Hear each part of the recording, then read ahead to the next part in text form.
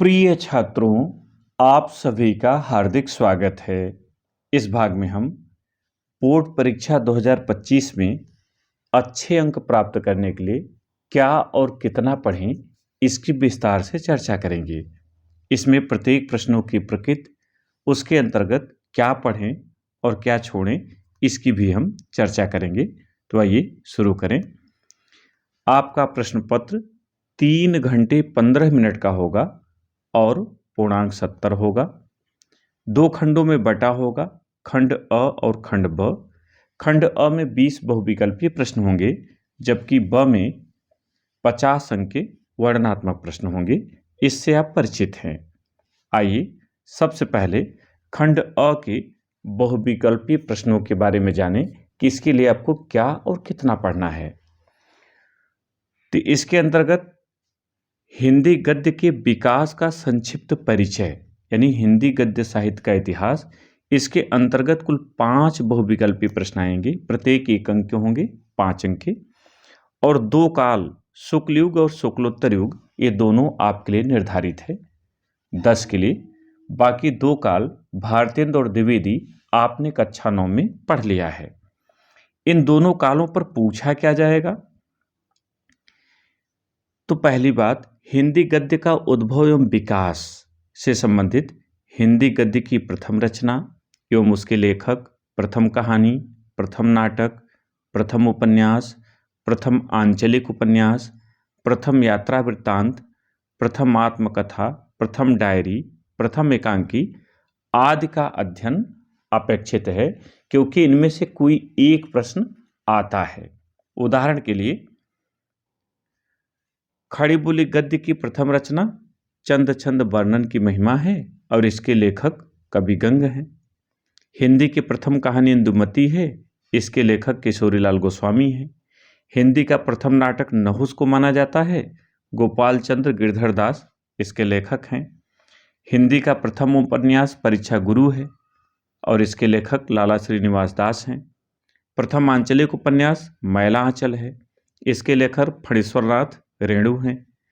प्रथम यात्रावृत्त सरयू पार की यात्रा है, इसके लेखक भारतेंदु हरिश्चंद्र हैं। इसी तरह आत्मकथा विधा की जो प्रथम रचना है वो अर्ध कथानक है, इसके लेखक बनारसी दास जैन हैं। डायरी विधा की प्रथम रचना नरदेव शास्त्री वेदतीर्थ की जेल डायरी को माना जाता है।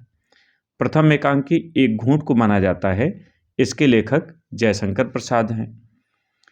अधिकांश विद्वानों ने हिंदी की सर्वश्रेष्ठ कहानी उसने कहा था को माना है, इसके लेखक चंद्रधर शर्मा गुलेरी हैं। प्रथम जीवनी भक्तमाल को माना जाता है, इसके लेखक नाभा दास हैं। प्रथम रेखा चित्र पद्म पराग को माना जाता है, इसके लेखक पद्म सिंह शर्मा हैं। हिंदी का प्रथम रिपोर्टाज लक्ष्मीपुरा को माना जाता है, इसके लेखक शिवदान सिंह चौहान हैं। हिंदी के सर्वश्रेष्ठ पत्रिका सरस्वती को माना जाता है, जिसने सबसे अधिक सेवा की है हिंदी की, और इसके संपादक आचार्य महावीर प्रसाद द्विवेदी रहे हैं। तो ये चीज़ें आपको तैयार करनी है। हिंदी गद्य साहित्य के इतिहास के अंतर्गत हिंदी गद्य का काल विभाजन, भारतेंदु, द्विवेदी, शुक्ल और शुक्लोत्तर, ये 4 मुख्य काल हैं, जिनमें से शुक्ल और शुक्लोत्तर युग का आपको विशेष अध्ययन करना है, लेकिन सामान्य जानकारी सबकी होनी चाहिए। विभाजन की बात करें, 3-4 के पहले 2 काल और लगे हैं। एक पहले पूर्व भारतेंदु युग और एक बाद में स्वातंत्रोत्तर युग। इसको देख लें। पूर्व भारतेंदु युग या प्राचीन युग 13वीं शताब्दी से 1868 ईस्वी तक। भारतेंदु युग या नवजागरण काल सन 1868 से 1900 ईस्वी तक। द्विवेदी युग या जागरण सुधार काल 1900 से 1918 ईस्वी तक। शुक्ल युग या छायावाद काल 1918 से 1938। शुक्लोत्तर युग या छायावादोत्तर काल 1938 ईस्वी से 1947 ईस्वी तक। और स्वातंत्रोत्तर युग वर्तमान काल सन 1947 ईस्वी से अब तक। एक गद्य के अंतर्गत काल विभाजन प्रामाणिक रूप से माना जाता है। इनमें से शुक्ल और शुक्लोत्तर युग के प्रमुख लेखक एवं उनकी रचनाएं, निबंध, उपन्यास, कहानी, आलोचना आदि विधाएं और उनके लेखकों पर प्रश्न पूछे जाएंगे। यानी शुक्ल युग के निबंधकार, उपन्यासकार, कहानीकार, आलोचना इत्यादि चीज़ों को आपको पढ़ना है शुक्ल और शुक्लोत्तर का। ये आपकी किताब में भी दिया है, आपने नोटबुक पर लिखा होगा और आपकी सीरीज में भी चीज़ें दी गई हैं, एक बार इसको आप जरूर दोहराएं।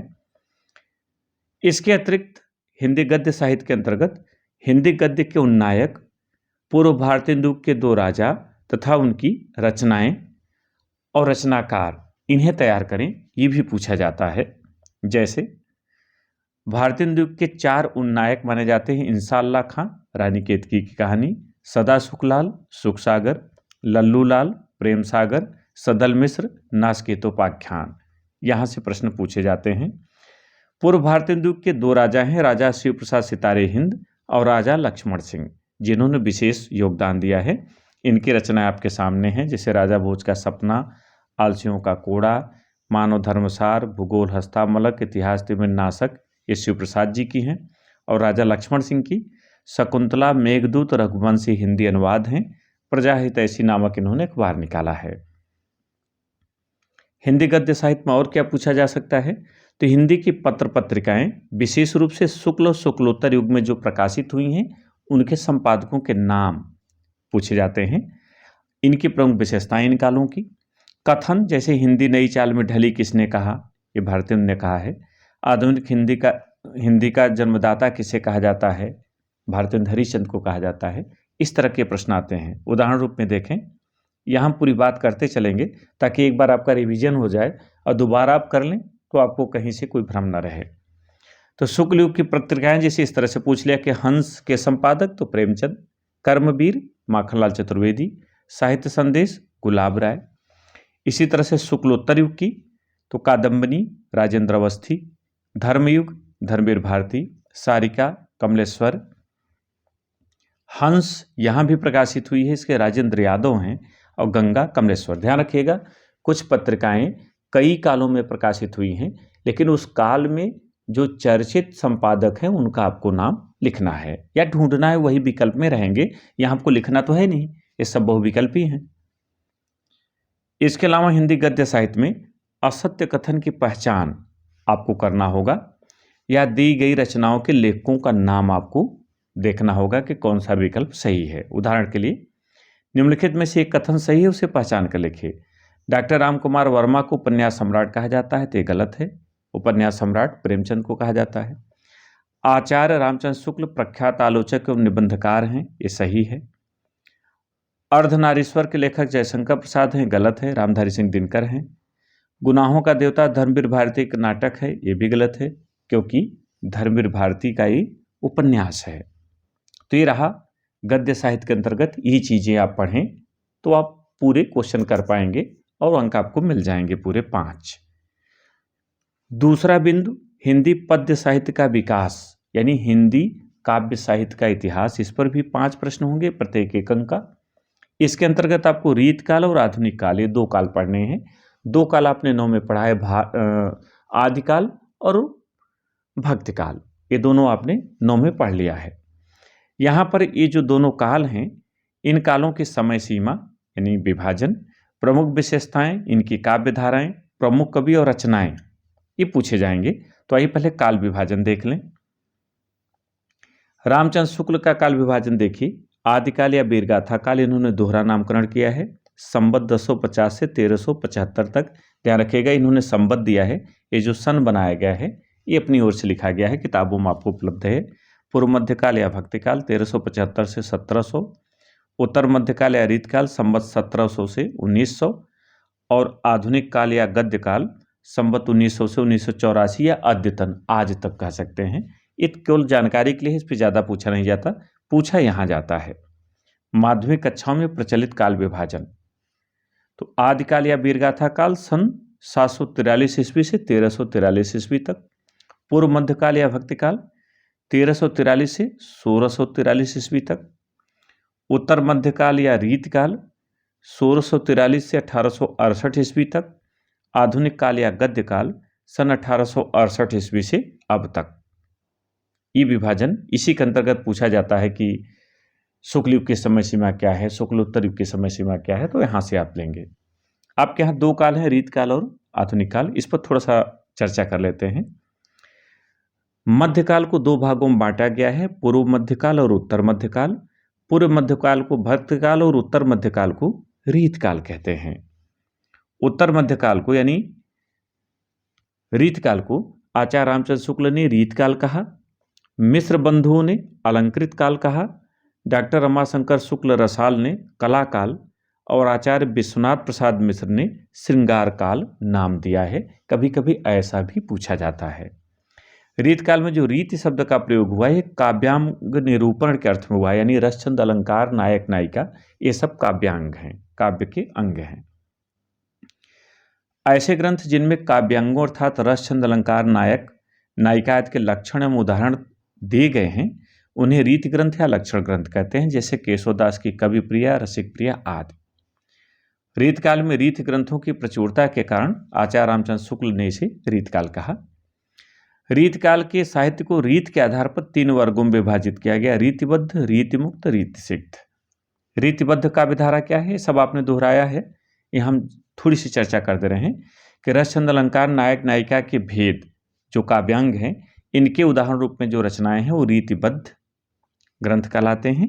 इनके रचयिताओं को रीतिबद्ध कवि कहते हैं और इसे रीतिबद्ध काव्यधारा कहते हैं, जैसे चिंतामणि, केशवदास, मतिराम, पद्माकर आदि रीतिबद्ध कवि हैं। रीति सिद्ध काव्यधारा वह काव्यधारा है जिसमें रीति संबंधी जानकारी का पूरा उपयोग किया गया। यहाँ देख लें, वे काव्य ग्रंथ जो लक्षण ग्रंथ नहीं हैं किंतु जिनमें रीत संबंधी जानकारी का पूरा उपयोग किया गया है उन्हें रीति सिद्ध काव्य कहते हैं। इसके रचयिताओं को रीति सिद्ध कवि तथा इस काव्यधारा को रीति सिद्ध काव्यधारा कहा जाता है। बिहारी, सेनापति, रसनिधि, वृंद आदि रीति सिद्ध कवि हैं। रीति मुक्त काव्यधारा क्या है, वह काव्यधारा जिसमें कवियों ने न तो लक्षण ग्रंथ लिखे और न ही रीत संबंधी जानकारी का उपयोग किया बल्कि हृदय की स्वतंत्र वृत्तियों के आधार पर काव्य रचना की, उसे रीति मुक्त काव्यधारा कहते हैं। इसके कवियों को रीति मुक्त कवि तथा उनके रचनाओं को रीति मुक्त काव्य कहा जाता है। घनानंद, आलम, बोधा और ठाकुर ये 4 मुख्य हैं जो रीति मुक्त कवि हैं।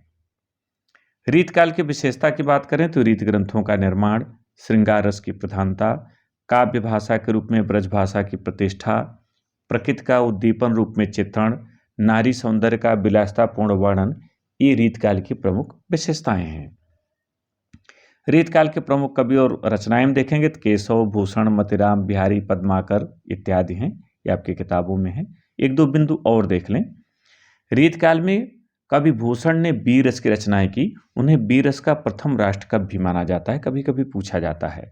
भूषण का वास्तविक क्या नाम था इस पर विद्वान एक मत नहीं है, कुछ उन्हें घनश्याम तो कुछ पतिराम मानते हैं। बिहारी सतसई में 713 दोहे और 6 सोरठे सहित कुल 719 छंद हैं। अगर पूरा छंद गिनना होगा तो 719 आप चुनेंगे। बिहारी को गागर में सागर भरने वाला कवि कहा जाता है। रीत परंपरा का प्रारंभ आचार्य केशवदास से माना जाता है। ये हिंदी के प्रमुख अलंकारवादी आचार्य माने जाते हैं। अब थोड़ा सा आधुनिक काल पे आइए। आधुनिक काल का उप विभाजन देखिए। भारतीय युग या पुनर्जागरण काल 1868 से 1900 ईस्वी तक, द्विवेदी युग या जागरण सुधार काल 1900 से 1918 ईस्वी तक, छायावाद काल या शुक्ल युग 1918 से 1936, कुछ विद्वान 1938 भी मानते हैं। दोनों में से जो भी विकल्प में होगा उसे आप चुनेंगे। प्रगतिवाद 1936 से 1943 या 1938 से 1943। प्रयोगवाद सन 1943 से 1953। नई कविता 1953 से अब तक। ध्यान रखिएगा कि गद्य साहित्य से काव्य साहित्य में जब विभाजन में आएंगे आधुनिक काल में तो थोड़ा अंतर है सन में, इसलिए दोनों को सेम नहीं मानेंगे, दोनों में थोड़ा थोड़ा अंतर है। आधुनिक काल को आचार्य रामचंद्र शुक्ल ने गद्य काल कहा, मिश्र बंधुओं ने वर्तमान काल कहा, डॉक्टर राम कुमार वर्मा ने इसे आधुनिक काल कहा। यहाँ मिश्र बंधुओं से तात्पर्य गणेश बिहारी मिश्र, श्याम बिहारी मिश्र और सुखदेव बिहारी मिश्र से है। इन्हीं को मिश्र बंधु कहा जाता है। आधुनिक काल की प्रमुख प्रवृत्तियां, तो ये प्रवृत्तियां आप पहले पढ़ चुके हैं, यहाँ मैं 1-2 की चर्चा करके छोड़ रहा हूँ। देश प्रेम की भावना, नारी के प्रति परिवर्तित दृष्टिकोण, लघु मानव की प्रतिष्ठा, समाज सुधार का स्वर, काव्य भाषा के रूप में खड़ी बोली का प्रयोग, ये तो पूरे आधुनिक काल की बात हो गई। अब उसमें अलग अलग, जैसे भारतीय युग की आपके सामने दिखाई दे रहा है, ये विशेषताएं हैं। द्विवेदी युग की ये विशेषताएं हैं। छायावाद काल की ये सामने आपके हैं, ये विशेषताएं हैं। प्रकृतिवाद की ये बहुत पूछा जाता है। शोषक वर्ग के प्रति घृणा, शोषितों के प्रति सहानुभूति, विद्रोह एवं क्रांति की भावना, समाज का यथार्थवादी चित्रण, प्राचीन रूढ़ियों एवं मान्यताओं का विरोध, ये प्रगतिवाद की विशेषताएं हैं। इसी तरह से प्रयोगवाद आपके सामने है, और इसी तरह से नई कविता। तो इसको आपने खंड में देख लिया होगा, तो यहाँ दोहरा करके समय आपका नहीं लेंगे। प्रमुख कवि और रचनाएं, जैसे भारतीय युग में, द्विवेदी युग में, छायावाद में, प्रगतिवाद में, प्रयोगवाद में, आधुनिक काल में कहाँ क्या है, ये भी आपने किताबों से देख लिया होगा, आपके पूरी किताब में दिया गया है। एक दो बातें और देख लें। तार सप्तक सन 1943 ईस्वी में सच्चिदानंद हीरानंद वात्स्यायन अज्ञेय के संपादन में 7 प्रयोगवादी कवियों की रचनाओं का एक संकलन प्रकाशित हुआ, जिसे तार सप्तक के नाम से जाना जाता है। दूसरा सप्तक सन 1951 ईस्वी में तथा तीसरा सप्तक 1959 ईस्वी में प्रकाशित हुआ। तो अगर तार सप्तक या पहला सप्तक का प्रकाशन पूछेगा तो आप लगाएंगे 1943, दूसरा 1951 और तीसरा 1959। किसने संपादन किया? तो अज्ञेय ने किया। तार सप्तक के प्रकाशन से प्रयोगवाद का आरंभ माना जाता है। डॉक्टर जगदीश गुप्त के संपादन में नई कविता पत्रिका के प्रकाशन से नई कविता युग का प्रारंभ माना जाता है। कवियों के उपनाम जरूर तैयार करें, जैसे आधुनिक मीरा या पीड़ा की कवित्री किसे कहते हैं? महादेव वर्मा कहा जाता है। प्रकृति का सुकुमार कवि पंत को कहा जाता है।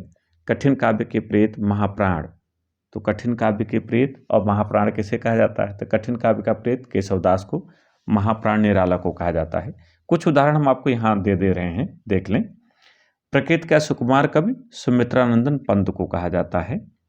कठिन काव्य का प्रेत या हृदयहीन कवि आचार्य केशवदास को कहा जाता है। आधुनिक युग की मीरा, महिषी, पीड़ा की कवित्री, वेदना की प्रतिमूर्ति कवित्री महादेव वर्मा को कहा जाता है। साहित्यिक खड़ी बोली का स्वर्ण युग छायावाद को कहा जाता है। छंदों का अजायब घर केशवदास की रामचंद्रिका को कहा जाता है। वीर रस का सर्वश्रेष्ठ कवि भूषण को कहा जाता है। श्री कृष्ण की अनन्य उपासिका कवित्री मीराबाई को कहा जाता है। रीतकाल का प्रवर्तक चिंतामणि को कहा जाता है। मुक्तक छंद का जनक या प्रवर्तक और महाप्राण सूर्यकांत त्रिपाठी निराला को कहा जाता है। प्रयोगवाद का प्रवर्तक सच्चिदानंद हीरानंद वात्स्यायन अज्ञेय को कहा जाता है। हिंदी काव्य में प्रथम रचना और रचनाकार भी देख लें। हिंदी का पहला कवि सरहपा, पूरा नाम सरहपाद को माना जाता है। हिंदी काव्य की प्रथम रचना श्रावकाचार है और इसके रचयिता जैन मुनि देवसेन है, क्योंकि सरहपाद की कोई रचना किताब रूप में नहीं मिलती, फुटकर रचनाएं हैं इनकी। हिंदी का प्रथम महाकवि चंदबरदाई को माना जाता है। चंदबरदाई कृत पृथ्वीराज रासो को हिंदी का प्रथम महाकाव्य माना जाता है। खड़ी बोली हिंदी का प्रथम कवि अमीर खुसरो को माना जाता है। खड़ी बोली हिंदी का प्रथम महाकाव्य अयोध्या सिंह उपाध्याय हरिऔध को माना जाता है। खड़ी बोली हिंदी का प्रथम महाकाव्य हरिऔध कृत प्रिय प्रवास है।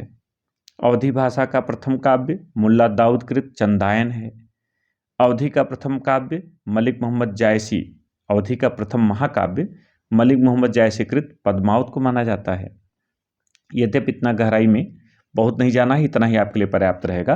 अवधी भाषा का सबसे लोकप्रिय महाकाव्य गोस्वामी तुलसीदास कृत रामचरितमानस को माना जाता है। ये तो रहा काव्य साहित्य में क्या क्या पढ़ें। अब आइए इस सब पर बहुविकल्पी प्रश्न ही आएंगे। काव्य सौंदर्य के तत्व के अंतर्गत रस छंद अलंकार आता है। रस में आपके यहाँ हास्य एवं करुण ये दो रस है। पूछा जा सकता है अस्थाई भाव, इनका परिभाषा पूछी जा सकती है, उदाहरण देकर उसमें पहचान करने के लिए कहा जा सकता है कि कौन सा रस है। तो करुण रस का स्थायी भाव शोक है, जैसे मणि खोए भुजंग सी जन्य करुण रस का उदाहरण है। अबला जीवन हाय तुम्हारी यही कहानी, आंचल में है दूध और आंखों में पानी, देख सुदामा की दीन दशा करुणा करके करुणा निर्धिरोए, पानी परात को हाथ छुओ नहीं नैनन के जल से पग धोए। ते आपके करुण के उदाहरण है। हास रस का स्थायी भाव हास होता है, जैसे उदाहरण शीश पर गंगा हंसे भुजने भुजंगा हंसें, हास ही को दंगा भयो नंगा के विवाह में। या दोना पात बबूल का तामे तनिक पिसान, लाला जी करने लगे छठे छमा से दान। या मातहि पितहि उरिन भय नीके, गुरु ऋण रहा सोच बड़ जी के। अबिंद के वासी उदासी तपोव्रतधारी, महाबिन नारी दुखारी। आपके यहाँ है ही। तो ये हास्य रस के उदाहरण हैं। खंड ख की बात करें, अलंकार उपमा रूपक उत्प्रेक्षा। यहां भी परिभाषा देके पूछा जा सकता है कि किसका है, या उदाहरण देके पूछा जा सकता है कि किसका उदाहरण है, और ज्यादातर यही पूछा जाता है। तो परिभाषा में तो आप कहीं भ्रमित नहीं होंगे। उपमेय की उपमान से समानता दिखाई जाती है।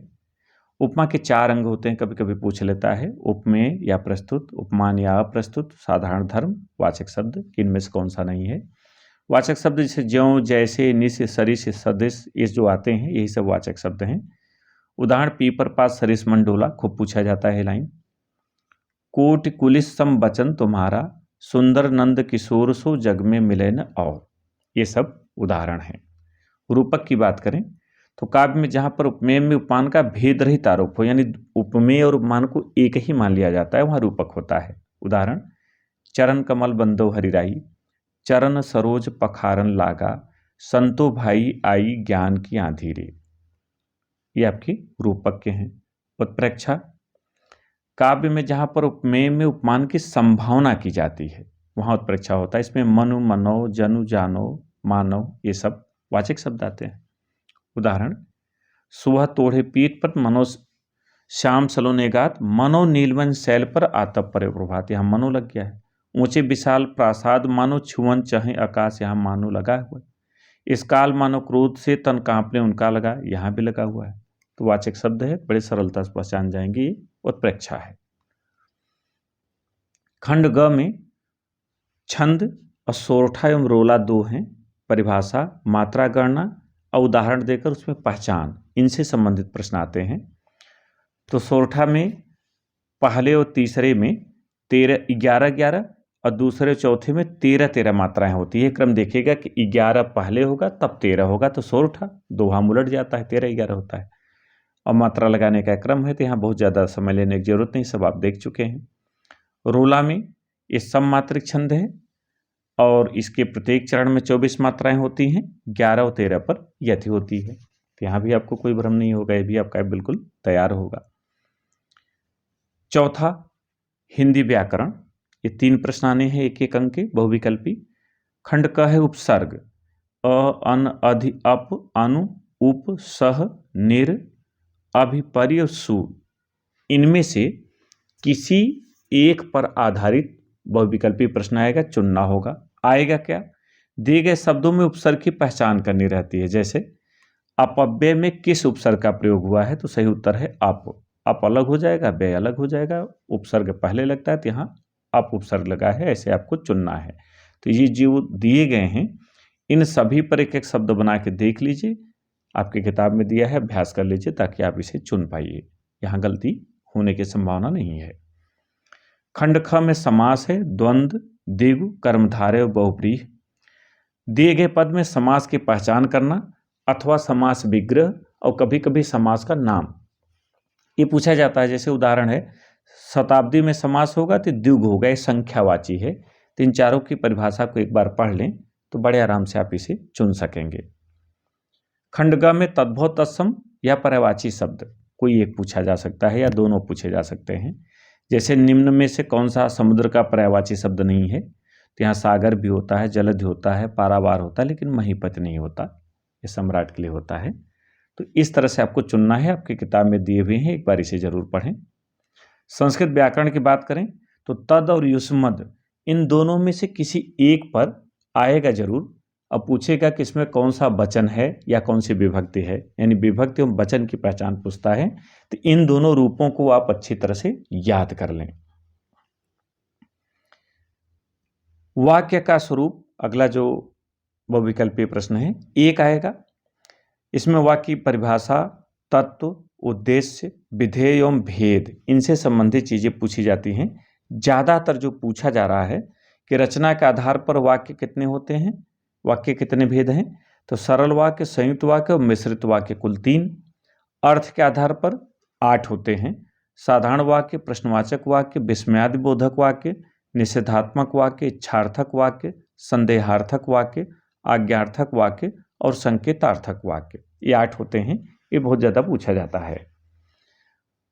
प्रायः दिए गए वाक्य का रूप पूछा जाता है कि यह किस प्रकार का वाक्य है, सरल है, संयुक्त है, किस प्रकार का है, ये पूछा जाता है।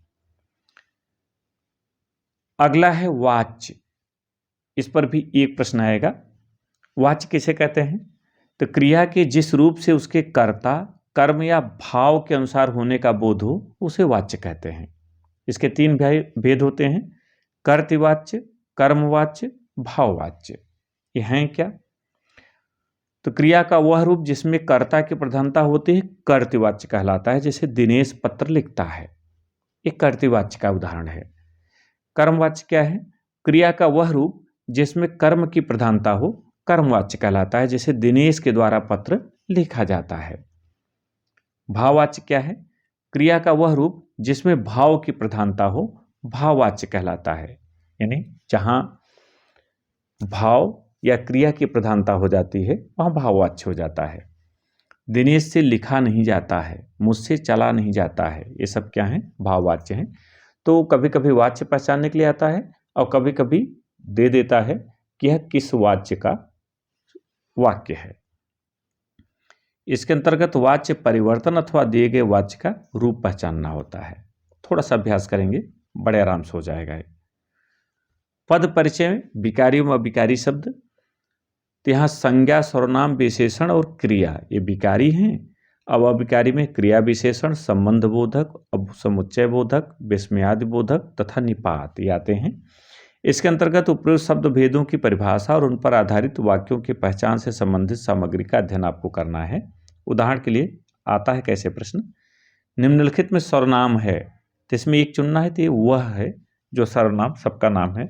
सफेद यहाँ विशेषण है और यमुना और घोड़ा ये दोनों संज्ञा है, तो सही है वह। तो ये तो रहा खंड अ बी शंका। उसके अंतर्गत आपको उतना सामग्री पढ़नी है। अब खंड ब पर आइए जो वर्णनात्मक है, 50 अंक का है। पहला प्रश्न गद्यांश पर आधारित होगा। 2 गद्यांश दिए जाएंगे, किसी एक को चुनेंगे आप और उसके नीचे दिए गए 3 प्रश्नों का उत्तर देंगे। प्रत्येक 2 अंक होंगे। इस तरह से 6 अंक का प्रश्न होगा। 3 प्रश्न होते हैं, एक संदर्भ का, एक रेखांकित अंश की व्याख्या और एक तथ्यपरक प्रश्न उसी पैराग्राफ पर आधारित होता है, उसका उत्तर देना होता है। संदर्भ थोड़ा सा अलंकारिक लिखिएगा, जैसे प्रस्तुत विचार प्रधान एवं सारगर्भित गद्यांश हमारी पाठ्यपुस्तक हिंदी के गद्य खंड के अंतर्गत मित्रता पाठ से लिया गया है। इसके लेखक प्रसिद्ध निबंधकार आचार्य रामचंद्र शुक्ल जी हैं, ऐसा करिएगा। और फिर हेडिंग डालेंगे नीचे रेखांकित अंश की व्याख्या और उसके नीचे फिर तीसरा प्रश्न क ख ग जिस क्रम में होगा उसी क्रम में कर देंगे। अध्ययन के लिए पाठ क्या पढ़ें? 3-4 पाठों का आपको अध्ययन करना है सुरक्षित रहने के लिए, ताकि कहीं से भी दिक्कत ना हो। या हर पाठ के मुख्य बिंदु, इस पर भी हम आपको उल्लेख कर देंगे कि 15-20 जो आते हैं। लेकिन यहाँ अगर आप पाठ से सुरक्षित होना चाह रहे हैं तो मित्रता आचार्य रामचंद्र शुक्ल, भारतीय संस्कृत डॉक्टर राजेंद्र प्रसाद, अजंता भगवत शरण उपाध्याय, ईर्ष्या तू न गई मेरे मन से रामधारी सिंह दिनकर, ये ऐसे पाठ हैं कि इनमें से कोई न कोई एक आपको अवश्य मिल जाएगा। प्रश्न नंबर 2 पद्यांश पर आधारित प्रश्न। ये भी 6 अंक के हैं, 3 होते हैं। 2 पद्यांश आएंगे, किसी एक को चुनेंगे, उसके 3 उत्तर देंगे। पहला है संदर्भ, दूसरा रेखांकित अंश की व्याख्या और तीसरा एक तथ्यपरक प्रश्न। यहां भी संदर्भ कुछ इस तरह से लिखेगा। प्रस्तुत सुललित, सारगर्भित एवं मार्मिक काव्य पंक्तियां हमारी पाठ्यपुस्तक हिंदी के काव्य खंड के अंतर्गत पद शीर्षक कविता से अवतरित हैं। इसके रचयिता श्री कृष्ण के बंसी की मधुर तान को सुनाने वाले कवि सूरदास जी हैं। फिर रेखांकित अंश की व्याख्या, फिर उस प्रश्न का उत्तर। अध्ययन के लिए पाठ सूरदास का पद, तुलसीदास का वनपथ पर, रसखान का सवैये कवित्त, रामनेत्र त्रिपाठी स्वदेश प्रेम, माखनलाल चतुर्वेदी पुष्प की अभिलाषा और जवानी और मैथिली शरण गुप्त भारत माता का मंदिर। ये ऐसे पाठ हैं जो पूर्व के वर्षों में खूब पूछे गए हैं। अगर आप इतना तैयार कर लेते हैं तो आपका 100% 1 मिल जाएगा। प्रश्न नंबर 3 संस्कृत गद्यांश का संदर्भ सहित हिंदी में अनुवाद करना होता है।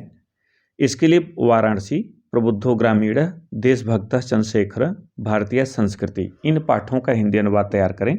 उत्तर लिखने का तरीका है कि पहले आप संकेत लिखें कि जहाँ से लिया गया है, पहला आप एक शब्द लिख दें पूरे पैराग्राफ का, फिर डॉट डॉट का निशान बनाकर आखिरी शब्द लिखें, फिर पूर्ण विराम लगा दें, संकेत है, फिर संदर्भ एक लाइन, फिर हिंदी अनुवाद। यही आपको पद्यांश में करना है, संस्कृत पद्यांश या श्लोक। अनुयुक्त विलास और जीवन सूत्राण, ये दो ऐसे पाठ हैं जिनसे 100% आपको मिल जाएगा। इन दोनों पाठों का हिंदी अनुवाद तैयार कर लें और उत्तर लिखने का तरीका यही रहेगा। प्रश्नोत्तर संख्या डाल दें, संकेत, संदर्भ, हिंदी अनुवाद। इसका अभ्यास आपको कराया जा चुका है तो आप इसे कर सकेंगे। 5वां प्रश्न खंड काव्य से है। प्रत्येक मंडल में अलग अलग चलता है। प्रयागराज में अग्र पूजा चलता है। दो में से एक जरूर आपको मिल जाएगा, या तो किसी एक सर का सारांश या नायक का चरिचित्रण। तो अग्र पूजा के सभी सर्गों का सारांश तैयार कर लें, नायक का चरिचित्रण, क्योंकि इन दोनों में से एक मिल जाता है। ये कुछ अन्य भी पूछा जा सकता है, तो ये दोनों ही चीज आप तैयार कर लें ताकि कोई भ्रम ना रहे। लिखने का तरीका ये है कि प्रश्नोत्तर संख्या डाल दिया, फिर हेडिंग डाल दिया अग्र पूजा खंड काव्य के द्वितीय सर का सारांश या नायक का चरिचित्रण, जो भी है वो हेडिंग डाल दिया। फिर लिखते समय अगर सारांश लिख रहे हैं तो जरूर लिखें किसने रचना की है, इसमें कितने सर्ग हैं, और फिर जो पूछा गया है द्वितीय सर्ग का सारांश निम्नवत है, और फिर उस सर्ग को एक लाइन हाईलाइट कर दे जिससे पता चले कि वही सर्ग आपने उठाया है। फिर इसे लिखते हुए चले जाएं। प्रश्न संख्या 6 2 खंडों में बटा है, क और ख। क में लेखक का जीवन परिचय और रचना लिखना है आपको। यहाँ रामचंद्र शुक्ल, जयशंकर प्रसाद, डॉक्टर भगवत शरण उपाध्याय और डॉक्टर राजेंद्र प्रसाद, ये 4 ऐसे हैं कि इनको अगर तैयार कर लें तो कोई न कोई एक आपको निश्चित मिल जाएगा। लिखने का तरीका इस तरह से, प्रश्नोत्तर संख्या 6 क है, पहला लिख रहे हैं, डाल दें।